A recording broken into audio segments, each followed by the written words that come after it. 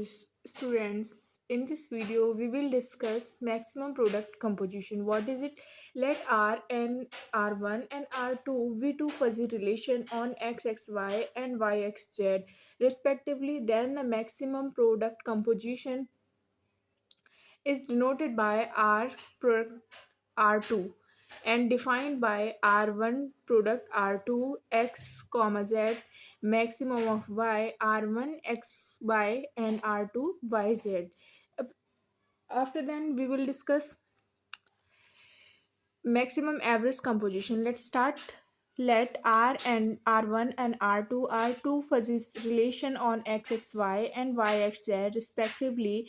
The maximum average composition is denoted by R1 average R2 and is defined by R1 average R2 xz is equal to maximum of y R1 xy plus R2 yz over 2.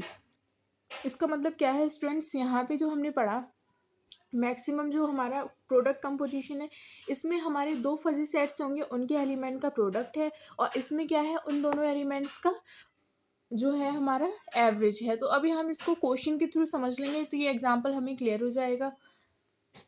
यहाँ पे एक example दिया हुआ है। For the previous example find maximum product and maximum average composition of P N Q. ये students वही last video वाला example है जो मैंने सॉल्व करने के लिए दिया था, उसका आंसर भी यहाँ पे मैंने नोट कर दिया है।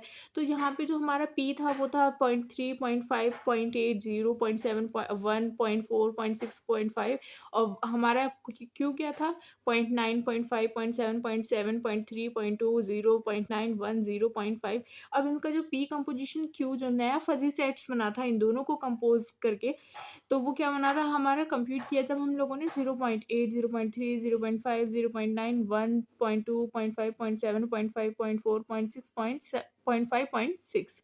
ओके स्टूडेंट्स, अब इसी एग्जांपल पे हम पी एंड क्यू पर हम क्या देख रहे हैं स्टूडेंट्स?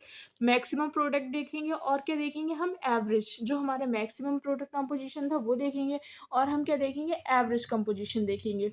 सो स्टूडेंट्स, यहाँ पे हम पी और क्यू का फर्स्ट ये देख लेते हैं। जैसे कि x1 और हम x1 और z1 लेंगे तो हमारा जो इसका मैक्सिमम जो प्रोडक्ट कंपोजिशन निकलेगा उसका फर्स्ट वाला कैसे निकलेगा? तो हम सबसे पहले क्या लेंगे? पी और क्यू लेंगे, इसका क्या लेंगे? मैक्सिमम लेंगे।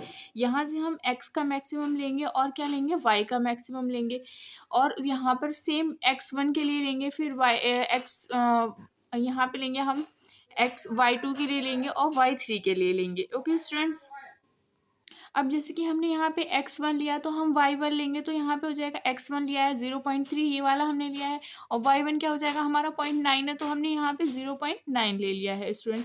उसके बाद में हमने x2 लिया है, सॉरी यहाँ पे y2 लिया है हमने 0.5, यहाँ पे लिया है हमने 0.5 और यहाँ का y2 कितना लिया है? 0.3 ले लिया है।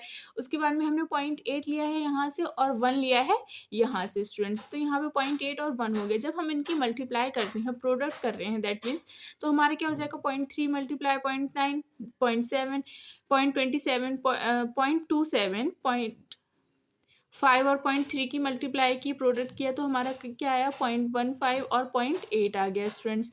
यहाँ पे 0.185 आएगा और यहाँ पे क्या आ जाएगा? 0.8 आ जाएगा। इसका मैक्सिमम अगर देखें हम 0.8 आएगा।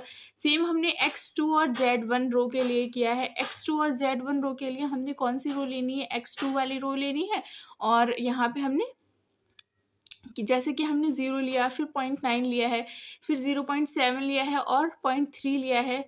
जैसे कि यहाँ पे 0 लिया हमने, ये वाला 0 लिया और हमने क्या लिया यहाँ से? 0.9 लिया, यहाँ से 0.7 लिया और यहाँ से हमने 0.3 लिया। देन हमने यहाँ से 1 लिया और हमने यहाँ से क्या लिया है? ये वाला 1 लिया है स्टूडेंट्स। तो यहाँ पे हमने 0 लिया है, 0.9, 0, 0.7, 0.3 और 1 ले लिया। इसका हमने जब सॉल्व किया इसको तो 0 आ गया, 0.21 आ गया, 1 आ गया और यहाँ पे क्या आ गया? हमारा मैक्सिमम जो हमने देखा है यहाँ पे तो 1 आ गया स्टूडेंट्स। उसके बाद में हमने थर्ड रो के लिए किया, x3 है जो हमारी है 0.4, 0.6, 0.5 ये वाली जो है, इसके लिए हमने क्या निकाला है? यहाँ पे x3 और z1 के लिए निकाला।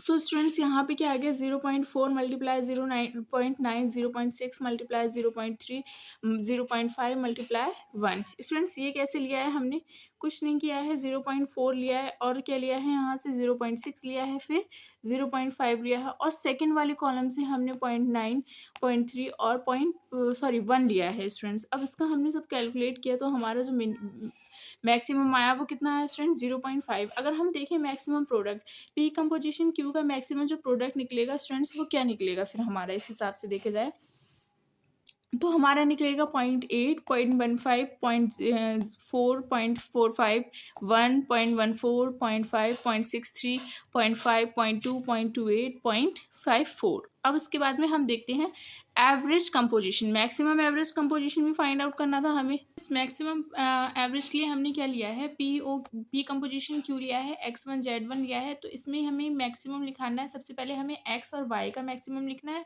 x और y का लिखना है और y और z का लिखना है। तो 0.3 और 0.9 कहाँ से लिया है स्टूडेंट्स, हमने यहाँ से लिया है। देखिए स्टूडेंट्स यहाँ पे है हमारा 0.3, ये है हमारा 0.9। उसके बाद में हमने लिया है 0.5 और 0.3, तो 0.5 लिया है और 0.3 लिया है स्टूडेंट। उसके बाद में हमने 0.8 लिया है और 1 लिया है। ये देखिए स्टूडेंट्स हमने यहाँ पे 0.3 0.9 0.5 0.3 इन सबको इन दोनों को प्लस करना है और 2 से डिवाइड करना है, सेम यहाँ पे करना है, सेम यहाँ पे करना है। तो हमारा क्या सॉल्व हो क्या आया, मैक्सिमम जो आया वो 0.9 आया। सेम हमने सेकंड रो के लिए करना है, x2 और z1 के लिए करना है। यहाँ पे हमने 0.9 लेना है और 0.7 0.3 लेना है। इस तरीके से हमने ये वाले जो एलिमेंट है ये मैंने केवल एक रो सॉल्व की है। आपको नेक्स्ट x1 और z2 x1 और z3 भी सॉल्व करनी है। यहाँ पे x2 और z1 x2 और z2 x2 और z3 भी सॉल्व करनी है। कैलकुलेशन ज़्यादा है इसमें बट करना पड़ेगी। उसके बाद में क्या है सेम थर्ड वाली रो के लिए हमने किया, इन सबको सॉल्व किया और हमारा मैक्सिमम आ गया 0.7। स्टूडेंट्स इसका हम जो मैक्सिमम एवरेज कंपोजिशन निकलेगा वो क्या निकलेगा, x1 x2 x3 z1 z2 z3 z4 0.9 0.4 0.65 0.7 1 0.5 0.75 0.8 0.75 0.45 है ये स्टूडेंट्स, 0.55 0.75। अब एग्जाम में आएगा अगर ये क्वेश्चन तो ये तो पूरा सॉल्व करना ही पड़ेगा स्टूडेंट्स। ओके स्टूडेंट्स, तो आप आगे के यहाँ पे जो और रो हैं जैसे x3 के बाद x3 z2 आएगी, x3 z4 z3 आएगी, x3 z4 आएगी, वो सारी रो आप खुद सॉल्व करिए।